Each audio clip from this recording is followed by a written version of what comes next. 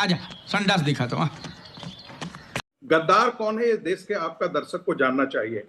कश्मीर के एक हिस्से को लेडी माउंटबेटन और माउंटबेटन के कहने पर पाकिस्तान को सौंप दिया। अब गद्दार कौन था, वो जवाहरलाल नेहरू थे या कौन था, मुझे नहीं मालूम है। चीन को 38,000 किलोमीटर प्लस 5,180 स्क्वायर किलोमीटर। आप ये सबूत देंगे क्या कि माउंटबेटन ने कहने पे किया था? आप सबूत देंगे संगीत रागी? आप झूठ बोलेंगे बैठ के? आप सबूत देंगे? इतिहास का एक किताब बता दिए जहां ये लिखा हो, एक किताब, एक किताब। लॉर्ड माउंटबेटन का लेटर। नहीं, मैं एक किताब पूछ रहा हूं आपसे संगीत रागी, आप पढ़े लिखे आदमी, आप प्रोफेसर हैं, एक किताब बता दिए जहां लिखा, एक हिस्टोरियन बताइए जिसने लिखा है, या सिर्फ राष्ट्रीय चैनल पे आके सिर्फ झूठ बोलेंगे आप? एक किताब बताइए, कोट वन हिस्टोरियन। अरे कोट वन हिस्टोरियन, हवा में बातें मत कीजिए, आप पढ़े लिखे आदमी हैं। अच्छा वही बता रहे हैं, सुनिए। बोलिए बोलिए, किताब का नाम बताइए, हिस्टोरियन का नाम बताइए मिस्टर रागी। अगस्त 1948 को लॉर्ड माउंटबेटन का लेटर है। अरे किताब बताइए भाई, लेटर वेटर कुछ मत बताइए हमको, हिस्टोरियन का नाम बताइए जिसने ऐसा कहा है। दूसरा उस पे जूम पे है, दीजिए, आगे बोल देने जल्दी। नहीं बता पाए ना आप। बस 5,180 स्क्वायर किलोमीटर। चीन को हाथों में जाने देना, देश के साथ गद्दारी किसने किया ये बताने की जरूरत। सिक्योरिटी काउंसिल भारत में परमानेंट मेंबरशिप भारत के साथ 2026 में आई है महाराज। बहन विजया लक्ष्मी पंडित और नेहरू 2026 में आई है भाई। गद्दार कौन है? अरे 2026 में आई है। आप स्टूडियो में बैठने का फायदा ना उठाएं। अरे किस को जान, वो कौन नेता था जिसको मुखबिरी के आरोप में पकड़ा गया था, मालूम है ना आपको? नाम बताऊं मैं? साथ बैठने का नाम बताऊं? मुखबिरी के आरोप में जो पकड़े गए थे।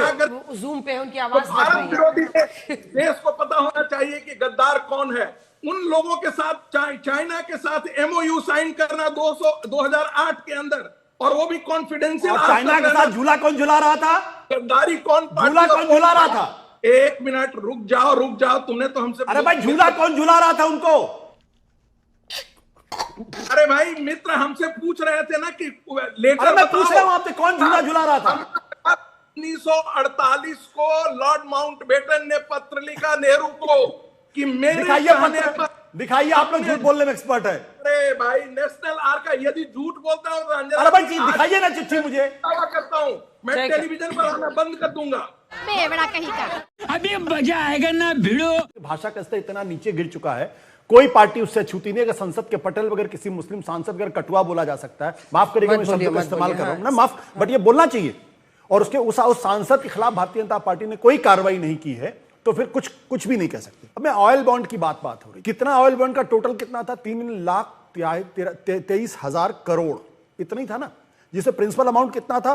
1,53,000 करोड़, 1,53,000 करोड़, और उसका इंटरेस्ट भी इतने तरीके के आसपास। तो आप 4 लाख करोड़ वसूल लेते, 5 लाख करोड़ वसूल लेते, 44 लाख करोड़ रुपए वसूले जा रहे थे सिर्फ। और उसके बाद ऑयल बॉन्ड का जिक्र किया जा रहा है। मुझे लगता है कि सरकार को जो सबसे बड़े सवालों का जवाब देना चाहिए वो ये है कि जब $30 पेट्रोल मिल रहा था अंतरराष्ट्रीय मार्केट में, तब भी हिंदुस्तान का नागरिक 90 रुपए पेट्रोल क्यों दे रहा था? दूसरा सवाल, अगर देश की अर्थव्यवस्था बहुत अच्छी चल रही है, सब कुछ चंगा सी चल रही है, कोई दिक्कत नहीं है, जैसा कि पिछले 2 महीनों में कहा गया क्योंकि चुनाव था, तो फिर रुपया आपके 97 रुपए तक क्यों आ रहा डॉलर के मुकाबले? आपका जो एक्सपोर्ट है वो क्यों स्टैग्नेंट है? आपका इंपोर्ट क्यों रिकॉर्ड लेवल में बढ़ता चला जा रहा है? आपकी जो प्रोडक्शन कंपनीज हैं, जो क्रूड ऑयल का प्रोडक्शन है वो लगातार क्यों घट रहा है? नेचुरल गैस का प्रोडक्शन लगातार क्यों घट रहा है? रिफाइनरी प्रोडक्ट का लगातार क्यों घट रहा है? फर्टिलाइजर का जो प्रोडक्शन है उसमें भी स्लो डाउन दिखाई पड़ रहा है। तो मुझे लगता है सरकार को इन सब चीजों से अलग हटके गंभीरता से बात करनी चाहिए। और सबसे चिंता की बात क्या है कि अभी ईरान के विदेश मंत्री ने साफ तौर पर कहा है कि अमेरिका के दबाव में आके भारत ने हमसे पेट्रोल लेना बंद किया, नहीं तो 20,000 करोड़ का हमारा बिजनेस चलता था। तो अब अगर जब यह काम विपक्ष कहता था तो आपको तकलीफ होती थी, अब ईरान के विदेश मंत्री खुद कह रहे हैं। तो मुझे लगता है कि हमको अपनी विदेश नीति को संभाल के चलना चाहिए था, क्योंकि आज की तारीख में जो ग्लोबल ट्रेड है उससे अफेक्टेड होता है। अगर यह परसेप्शन जाएगा कि अमेरिका कहेगा ईरान से तेल मत लो तो नहीं लेंगे, रूस से तेल मत लो तो नहीं लेंगे, वेनेजुएला से तेल नहीं लो तो नहीं लेंगे, और उसके बाद कहेगा आप रूस से तेल ले लो तो ले लेंगे, फिर कहेगा कि ईरान से तेल ले लो तो ले लेंगे। शर्म करो शर्म। ऐसी विदेश नीति नहीं बननी चाहिए। भारत एक संप्रभु देश है, ठीक है। और भारत की अपनी एक प्रतिष्ठा पूरी दुनिया के अंदर, उसका सम्मान हो। जहां तक भाषा का स्तर रशिया है, से- कोई पार्टी ठीक है, इससे रशिया छूटी से नहीं। तेल गांचू जी इसका जवाब देंगे। उनका ऑडियो कट रहा है, एक बार फिर से रिकनेक्ट कीजिए, आवाज उनकी दब जा रही है। इस दौर में भी हमारा एक्सपोर्ट बढ़ा है। 680 बिलियन डॉलर हमारा एक्सपोर्ट हुआ है, जो 660 बिलियन डॉलर था। यानी इंपोर्ट ही नहीं, एक्सपोर्ट भी बढ़ा है, जो आपको नहीं पता होगा। और रही बात इसकी कि अगर उस समय सरकार ने लिया तो 6% था फिस्कल डेफिसिट, यानी भारत का वित्तीय घाटा जो 6-6.5% था 2014 में, आज 4% आया है। तो वो कैसे आया है? अगर 37 किलोमीटर पर डे सड़क बन रही है तो पैसे कहां से आ रहे हैं? ये बताइए। अगर इस समय भारत में डिफेंस में इतना मैन्युफैक्चरिंग किया, वो पैसे कहां से आ रहे हैं? 75 एयरपोर्ट बने, वो पैसे कहां से आ रहे हैं? रेलवे का पूरा इलेक्ट्रिफिकेशन हुआ है, वो पैसे कहां से आ रहे हैं? 80 करोड़ लोगों को अनाज मिल रहा है, वो पैसे कहां से आ रहे हैं? मगर इन्हें शायद लगता होगा, मनमोहन सिंह जी ने कहा था पैसे पेड़ पे तो नहीं उगते हैं। तो जो जो काम हुआ है उन सारे पैसों में सारे लोगों का वैक्सीनेशन हुआ है। चाइना के बॉर्डर पर जहां पर बहुत भारी कीमत लगती है सड़क बनाने की, वो सड़कें भी बनी है। इसीलिए आज वित्तीय घाटा 4% है। महंगाई की दर दिसंबर में 1.33% थी, रेट ऑफ इन्फ्लेशन, और हमारी ग्रोथ रेट 7.4% बस सब तब जाके बैलेंसिंग हुई है। अभी बदत है भाई, अभी बदत है। मैं आपका बहुत सम्मान करता हूं, लेकिन मैं कह दूं कि आप अक्सर ब्लफ मारते हैं। नीतीश कुमार ने 2013 में भारतीय जनता पार्टी सलाह घुके ये कहा था कि चूंकि मैंने ये कहा है, हालांकि एक सेकंड, मेरी रिसर्च टीम मुझे बता रही है कि उसके बाद वो बाइट नहीं मिली थी। एक सेकंड, और उन्होंने इनकार किया था कि मैंने नहीं बोला, लेकिन मुझे भी यही याद था, इसीलिए मैंने उनको टोका। मैं करेक्ट कर देता हूं। गिरिराज सिंह ने 2016 में, सुशील मोदी ने, रविशंकर प्रसाद, एक मिनट सुधांशु जी प्लीज, उन्होंने डिनाई किया था। गिरिराज सिंह ने, सुशील मोदी ने, रविशंकर प्रसाद ने बाकायदा कहा था नीतीश कुमार को माफी मांगनी चाहिए। दूसरी बात, बीजेपी ने माफी की मांग की थी। बिल्कुल माफी मांगनी। दूसरी बात, आप कह रहे हैं आपका एक्सपोर्ट बढ़ा हुआ है, डेटा तो कहता है 442 बिलियन डॉलर पिछले दिनों से एकदम फ्लैट पड़ा हुआ है। आपका जो इंपोर्ट है वो 17% की गति से बढ़ रहा है, रिकॉर्ड हाई है इस वक्त 775 बिलियन डॉलर। और सबसे बड़ी बात ये बता दीजिए भाई कि क्यों रुपया 97 जा रहा है? सब चंगा है, ये बताइए, इसका जवाब दीजिए। आप इसका जवाब देते नहीं, इसका जवाब क्यों 97 रुपए हो गया है? कि इसका कोई कारण हो तो बता दीजिए मुझे आप। ठीक है। अब आप एंकर नहीं है तो अब आप चुप बैठेंगे। ना जी, ये व्हाट्सएप यूनिवर्सिटी वाले का ज्ञान जो है, आप क्यों देश को गुमराह कराने में इस आदमी को इतना समय देती हैं? ये आत्मनिर्भर भारत का अमृतकाल चल रहा है। अरे रुक जाओ मेरे झूठे भाई, दिन भर झूठ बोलते हो। आत्मनिर्भर भारत का अमृतकाल चल रहा है, बता रहे थे सड़कें कहाँ। बीच में मैं आपके बीच में नहीं बोलता हूँ, परेशान मत हो, परेशान मत हो, अरे परेशान मत हो झूठे आदमी प्लीज। अखिलेश जी देखिए ना, आप लोग अपने नेताओं पर बोलते ही हैं।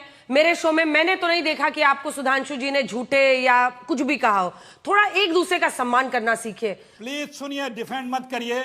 उस आदमी ने आप अपशब्द नहीं बोलेंगे मेरे शो में। प्लीज आप मेरे शो में अपशब्द नहीं बोलेंगे। मैं किसी को डिफेंड नहीं कर रही हूँ। जली ना, तेरी भी जली ना। बोलिए। लेकिन जब कोई ये कहे कि मैंने पेट्रोलियम बॉन्ड दिए हैं और उसमें ये छुपाए कि मात्र 3 लाख करोड़ रुपया था, जब पोल खुलती है तो उसे क्या बोला जाएगा? देखिए, मोदी जी ने कहा था जब रुपया गिरता है तो प्रधानमंत्री देश की साख गिरती है। मैं नहीं कह रहा हूं, आज 100 के करीब जा रहा है, तो इसमें तो कोई दुविधा नहीं है कि प्रधानमंत्री की साख गिर रही है। और ये जो काल चल रहा है, ये आत्मनिर्भर भारत का अमृत काल है।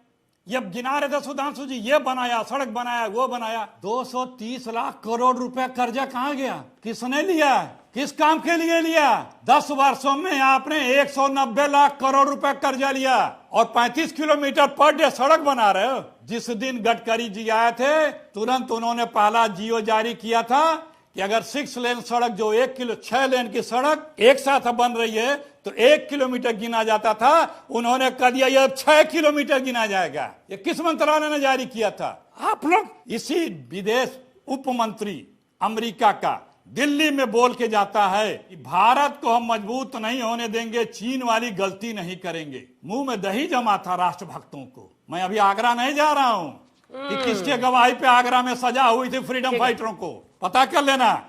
और दूसरी बात, किस तरह से अमेरिका हमको कंट्रोल करता है। हमारे देश में हम लोगों को भी हमारा प्रधानमंत्री पे गर्व होना की अधिकार है, लेकिन अमेरिका उठ जा, बैठ जा, खड़े हो जा, झूम जा, नाच जा, ले बंद कर दे खरीदना शुरू कर दे, अब उसके पास चला जा। ये क्यों करता? क्यों उसके इशारे पे हमारे प्रधानमंत्री जी, जो बोला गया ना कि कंप्रोमाइज प्रधानमंत्री, ऐसा क्यों करते हैं?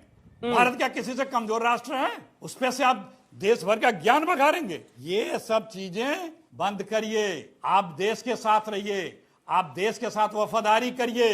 आपको जब कहा जाता है विपक्ष की बात नहीं माननी, आपको उसका सुझाव भी नहीं मानना है। पिछले 12 वर्षों में विपक्ष ने जितने भी सुझाव दिया है अंजना जी, इन लोगों ने उसका उपहास किया है।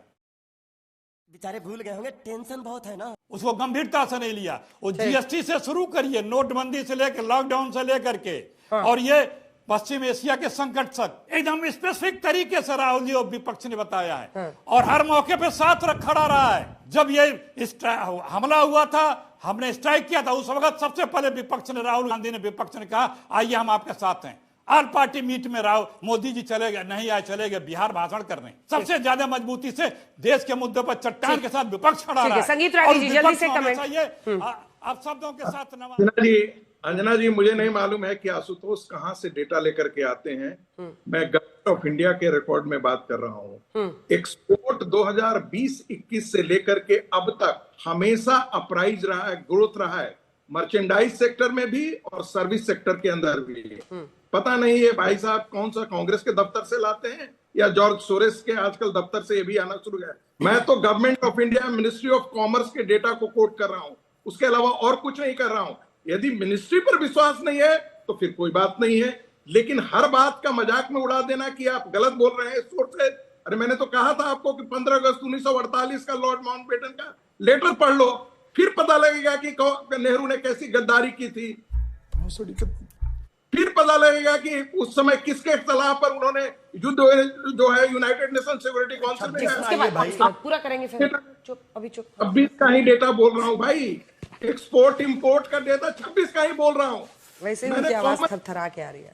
बात कर रहा हूँ। ठीक है, अब बोलिए, अब बोलिए, अब जवाब दीजिए। पहली बात है कि संगीत रागी के पास कुछ डेटा वेटा होता नहीं है। Merchandise trade deficit 2025-2026 record level पे 333 बिलियन डॉलर का डेफिसिट है। ठीक है, ट्रेड डेफिसिट क्या होता है? आशुतोष ये काउंटर क्वेश्चन है ना। देखिए दोनों आप लोग अपनी जगह पर सही है। एक्सपोर्ट में भी इजाफा है लेकिन इंपोर्ट में भी इजाफा है, इसलिए ट्रेड डेफिसिट है, इसलिए दोनों सही है अपनी जगह पर। बता रहा हूं, विषय पर आइए। आपका जो इंपोर्ट है वो रिकॉर्ड 7% की गति से आगे बढ़ता हुआ दिखाई पड़ा, रिकॉर्ड। और एक्सपोर्ट कितना बढ़ रहा है? 775 एक्सपोर्ट बिलियन डॉलर स्टैग्नेंट है। नहीं, एक्सपोर्ट भी 4.5% है, 6.5% इंपोर्ट बढ़ा है और 4.5% एक्सपोर्ट, जो एवरेज बताया जा रहा है। है ना, तो डेफिसिट है पर एक्सपोर्ट में भी इजाफा है। इसीलिए तो मैं कह रहा हूं, तो सही बताना होगा। एक मिनट सुनिए, एक मिनट सुनिए, स्टेबल नहीं सुन लीजिए मेरी बात। अब ये जो आपका एक्सपोर्ट कहां है, इंपोर्ट कहां पे, ये इंबैलेंस क्यों है? बिल्कुल, इंबैलेंस क्यों है? ये सवाल बनता है, बट तो एक्सपोर्ट में इसका कारण क्या है? इसका कारण क्या है? इसका कारण मैं आपको बता देता हूं, क्योंकि आपका जो मैन्युफैक्चरिंग सेक्टर है उसकी हालत खराब है। तुम चुल्लू भर पानी में जाके डूब के मर जाओ।